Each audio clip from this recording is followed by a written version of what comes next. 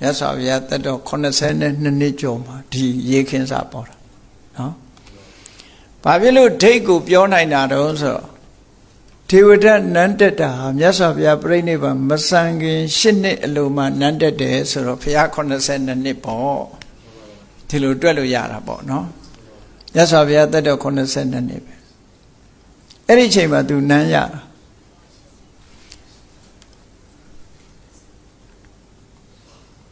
အဲ့ဒါလို့နဲ့သူ့ယုံကြည်ကိုးကွယ်တဲ့အဇာတသမင်းကနန်းစည်းစိမ်ရလိုက်ပြန်တယ်ပေါ့နော်ဘုရင်ဖြစ်သွားတယ်အဲ့ဒါလို့ဘုရင်ဖြစ်ပြီဆိုတဲ့အခါမှာဖះကိုလောက်ကြံတပ်ဖြတ်ဖို့ဆိုပြီးတော့ဒေဝရတ်ကလက်ဖြောက်လေးသမားတွေကိုတောင်းလိုက်တယ်32ယောက်32ယောက်တောင်းလိုက်တယ်ဖះတပ်ဖို့ဆိုပြီးတော့လူသက်သမားတွေလက်ဖြောင်လေးသမားတွေကိုတောင်းခုခေတ်ဆိုရင်တော့တနတ်ပေါ့နော်လက်ဖြောင်တပ်သားတွေတောင်းလိုက်တာဘုရင်ကြီးကလည်းအမိန့်ချလိုက်တယ်ဇာတတဘုရင်ကအမိန့်ချလိုက်တယ်ကဲမင်းတို့ရှင်ဒေဝရတ်စီသွားသူခိုင်းတဲ့အတိုင်းလုပ်ကြဆိုအမိန့်ပေးတာရှင်ဒေဝရတ်ကရှုပ်ဝက်ထားတဲ့ဓာတ်တွေကိုသူစီကိုလက်ဖြောင်လေးသမားတွေရောက်လာကြတယ်လက်ဖြောင်လေးသမားတွေရောက်လာတဲ့အခါကျတော့တယောက်နဲ့တယောက်မသိစေအောင်သူကပထမဆုံးလက်ဖြောင်လေးသမားတယောက်ကိုမင်းဒီလမ်းကသွားရာဇဂိုမြို့ခေစုကုတ်တောင်ချေမှာယဟန်ဂေါရမသတင်းသုံးနေတာရှိတယ်အဲ့ဒါသွားပြီးတော့မင်းလေးနဲ့ပြစ်နော်ယဟန်ဂေါရမကိုလောက်ကြံတပ်ဖြတ်ရမယ်ဆိုပြီးတော့လေးသမားလွတ်လိုက်တယ်လွတ်ပြီးတဲ့အခါကျတော့အမှုမပေါ်အောင်နှုတ်ပိတ်တာဘယ်လိုလုပ်တုံဆိုတော့မင်းယဟန်ဂေါရမကိုပြစ်တတ်ပြီးရင်ဘယ်လမ်းကလာခဲ့ဆိုပြီးတော့လမ်းမှာပေးလိုက်တယ်သူကအဲ့ဒီလမ်းကပြန်ခဲ့တေချာမှားတာနော်မင်းဘယ်လမ်းကသွားပြန်လာရင်ဘယ်လမ်းကလာခဲ့လုတ်ပြီးရင်ဘယ်လမ်းကလာခဲ့အဲ့ဒီသူလာမဲ့လမ်းကိုလေးသမား2ယောက်အဆောင်ချထားတယ်တိတ်ပုံအဆောင်ချတာအေးဟိုကောင်တယောက်လာလိုက်ပဲမင်းတို့ပြစ်မလွတ်စေနဲ့ဒီကောင်တယောက်နဲ့2ယောက်ဆိုတော့တေးကြအောင်လောက်တာနော်သူက2ယောက်အဲ့ဒီ2ယောက်ကိုလည်းပဲအဲ့ဒီကောင်ကိုတတ်ပြီးရင်မင်းတို့ဒီလမ်းဘယ်လမ်းကပြန်ခဲ့ဆိုပြီးတော့တေးချမှားတာလမ်းဒီအဲ့ဒီလမ်းမှာ4ယောက်ချထားတယ်ဟို2ယောက်ကိုပြစ်တတ်ဖို့4ယောက်ချထားတယ်တခါအဲ့ဒီ4ယောက်ကိုလည်းပဲဘယ်လမ်းကပြန်ခဲ့လို့ဆိုပြီးတော့လမ်းတွေမှားထားပြီးတော့8ယောက်ချတာအဲ့ဒီ8ယောက်ကတပ်ပြီးရင်မင်းတို့ဘယ်လမ်းကပြန်ခဲ့ဆို8ယောက်ကပြန်လာမဲ့လမ်းကိုတော့16ယောက်ချထားတယ်ကဲလေးသမားတွေအများကြီးပဲ30ကျော်ချတာအဲ့ဒါအမှုမပေါ်အောင်လုပ်တာလေဘလောက်ညံကောင်းတော့စဉ်းစားကြည့်ဖို့အမှုမပေါ်အောင်ဘယ်သူတတ်တာမှမသိအောင်အမှုမပေါ်အောင်လုပ်တယ်အဲ့လိုစီမံပြီးတော့သူလည်းမင်းသားဆိုတော့လှုပ်တတ်မှာပဲဒါတွေကနော်ကလိန်ကကြစ်တွေလှုပ်တတ်တာအဲ့တော့သူစီမံချက်အတိုင်းလေးသမားတယောက်ကသွားရောဟိုရောက်တဲ့အခါကျတော့မြတ်စွာဘုရားထိုင်းနေတာတွေ့တယ်တပါးတည်းမြတ်စွာဘုရားလည်းမြင်လိုက်ရောဒုတုံနေတယ်သူမလှုပ်ရဲဘူးနော်ဘုရားရဲ့ဘုံတကူနဲ့မြင်နာနဲ့တယ်မဲ့သူကြောက်ရွံ့ပြီးဘာလို့မှမသိကြောက်လန်းနဲ့အဲ့ဒါလို့ခက်လန်းကနေမြတ်စွာဘုရားကိုကြည့်ပြီးကြောက်လန့်နေအဲ့တော့မြတ်စွာဘုရားမြင်တော့လာခဲ့လို့လှမ်းခေါ်လိုက်ပြီးတော့သူ့ကိုမြတ်စွာဘုရားတရားဟောတာတရားလည်းဟောလိုက်ရောတရားသူတတ္တဗံဖြစ်သွားတယ်မြတ်စွာဘုရားကမင်းဒီလမ်းကမပြန်နဲ့တခြားလမ်းကပြန်လမ်းလွှဲပြီးတော့လွှတ်လိုက်တယ်အဲ့တော့လမ်းကသူ့တတ်မလို့စောင့်နေတဲ့ကောင်တယောက်ကဒီကောင်မလာနဲ့လိုက်လာတော့ဘုရားနဲ့ပဲပဲမှတွေ့ပြန်ရောသူတို့ကဘုရားတတ်ဖို့မဟုတ်ဘူးလေဟိုလူတတ်ဖို့ဟိုလူရှာမတွေ့တာနဲ့ဘုရားစီရောက်လာကြတော့ဘုရားကသူတို့လည်းတရားဟောလိုက်တယ်ကျွတ်သွားပြန်ရောနောက်ထပ်သူတို့2ယောက်ကိုတတ်မဲ့လူ4ယောက်ကမလာနဲ့ဆိုလိုက်လာကြပြန်ဘုရားနဲ့တွေ့ပြန် တွေ့တော့ဘုရားကနေပြီးတော့တရားဟောလိုက်ကျွတ်သွားတခြားလမ်းကပြန်သွားကြလူရှိယောက်ကလွဲသွားပြန်လွဲသွားတော့လိုက်လာပြန်ရောမြတ်စွာဘုရားတရားဟောအကျွတ်တရားရတခြားလမ်းကပြန်ခင်းလိုက်တယ်16ယောက်ကစောင့်တာမလာဘူးမလာတဲ့အခါကျတော့သူတို့လည်းလိုက်လာကြတော့ဘုရားနဲ့တွေ့ဘုရားဟောတော့အားလုံးဟာအကျွတ်တန်းဝင်သွားကြဒေဝရရဲ့ဒီတပ်ဖြတ်တုတ်တင်ရေးလမ်းစဉ်ကြီးကမအောင်တော့အကုန်လုံးကိုယ်ကဖြစ်သွားဒီလိုဆိုတာပေါ့လောက်ကြံတပ်ဖြတ်တဲ့လမ်းကြောင်းကြီးတွေအကုန်လွဲချော်ပြီးတော့အကုန်လုံးသွားတယ်တဲ့ဟောအဲ့ဒါလိုလောက်တာနော်လေးသမားတွေလွတ်ပြီးတော့အဲ့လိုတတ်ခိုင်းတာအဲ့ဒါလိုမရတဲ့အခါကျတော့ဒေဝရကအခဲမကြေဘူးခဲမကြေတော့အေးရဟန်းဂေါတမကိုငါကိုယ်တိုင်တတ်မယ်ဆိုရသော်ဗျာဂိစကုတ်တောင်ဆောင်မှာတောင်ရိပ်မှာအမြဲတမ်းလို့တော့အကြောင်းမှာသတင်းသုံးပြီးဇင်းညံရှောင်နေတတ်တယ်ရသော်ဗျာနေတဲ့နေရာသူကသိထားပြီးသားကြီးမားတဲ့ကြောက်တုံးကြီးတစ်တုံးကိုသူကိုယ်တိုင်သွားပြီးတော့အဲ့ဒီမှာရသော်ဗျာဇင်းညံလျှောက်တဲ့အချိန်မှာလှိမ့်ချ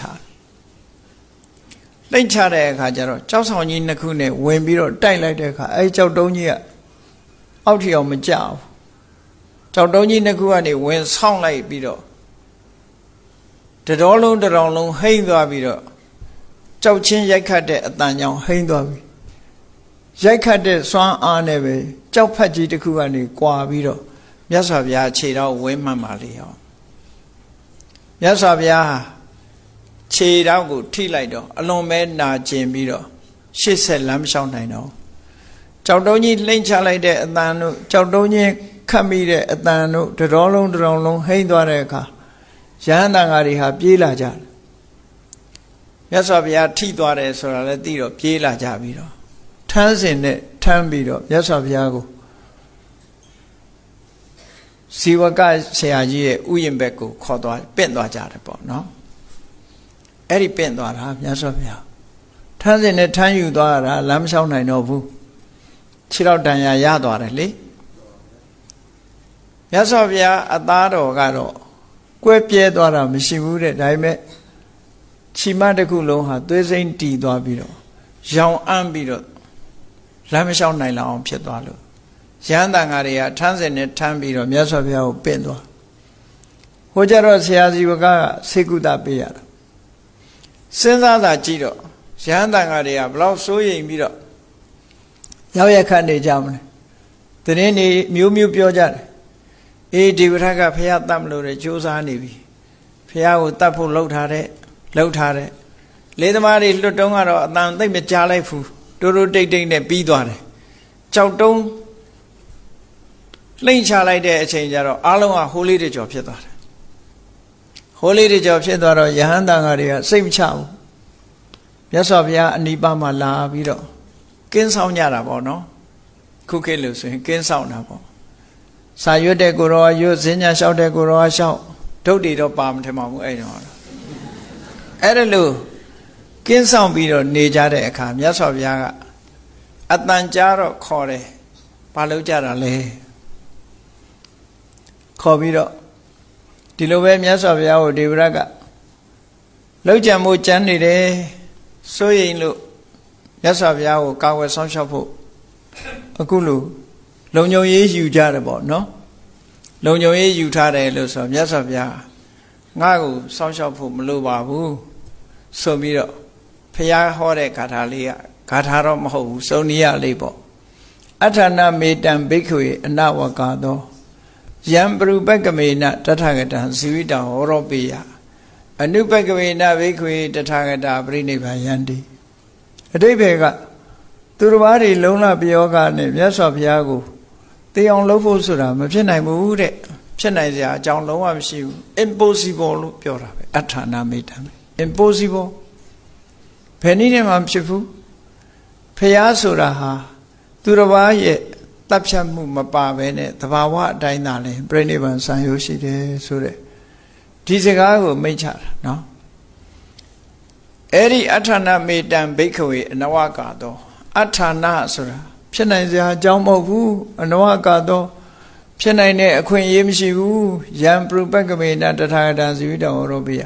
သူတော်ဘာတွေကလုံးလပြုတ်ပြီးတော့မြတ်စွာဘုရားကိုတတ်တယ်ဖြတ်တယ်ဆိုတာမဖြစ်နိုင်ဘူးတဲ့လုံးဝမဖြစ်နိုင်ဘူးအနုပကမေနဘသူရဲ့လုံးလမှာမပါပဲနဲ့တထာဂတပြိနိဗ္ဗာန်ယန္တိဘုရားဆိုတာသူ့အလိုလျောက်တာပြိနိဗ္ဗာန်ဆန္ဒသူများတတ်လို့မသိဘူးလို့ဆိုလို့တယ်ပေါ့အဲ့ဒါလေးကိုမန္တန်အဖြစ်အသုံးချကြတယ်နော်မန္တန်အဖြစ်သုံးချလို့ရတယ်တဲ့ယုံကြည်လို့ရှိရင်တော့လုပ်ပေါ့သူများတွေကကိုယ့်ကိုလှုပ်ကြံတပ်ဖြတ်ခြင်းဟာမတတ်နိုင်ဘူးတဲ့တချို့ဆရာတော်ကြီးတွေအဲ့ဒါကိုရွတ်တယ်သူများတွေကမလှုပ်ကြံနိုင်ဘူးမြတ်စွာဘုရားကိုခုံကိုအာယုံပြုတ်ပြီးတော့အထနာမေတ္တဘိက္ခွေနဝကသောယံပရုပကဝေနတထာဂတဇီဝိတံဟောရောပိယ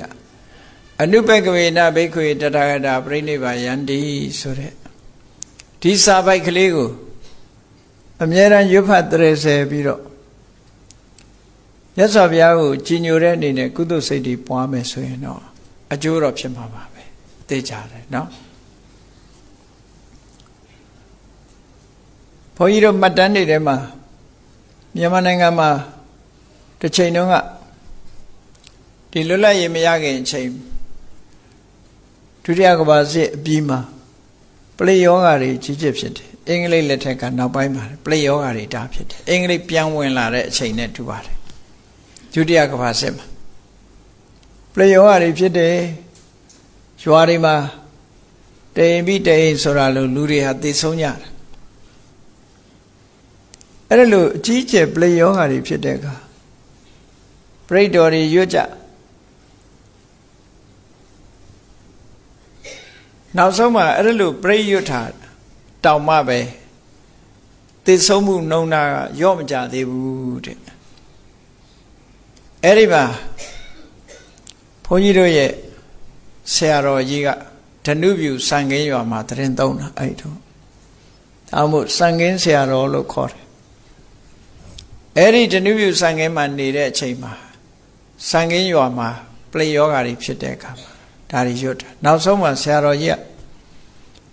ပရိတ်တေကြီးပဲမဟုတ်ဘဲနဲ့အဋ္ဌနာမေတ္တန်ထည့်ပြီးတော့ရွတ်တဲ့အခါကျတော့မှအသေးပြောက်တွေဟာရနာသွားတယ်လို့ဒီလိုဆိုတယ်အဲ့ဒါလို့မှတ်ထားတာရှိတယ်ပေါ့နော်ဒါကဘာဖြစ်လို့လဲဆိုတော့ပလိယောဂါကြောင့်လူတွေသေတာတော့ယောဂါကြောင့်သေတာသေပါများလာတဲ့အခါကျတော့မကောင်းဆိုးဝါးတွေရောက်လာတယ်ပေါ့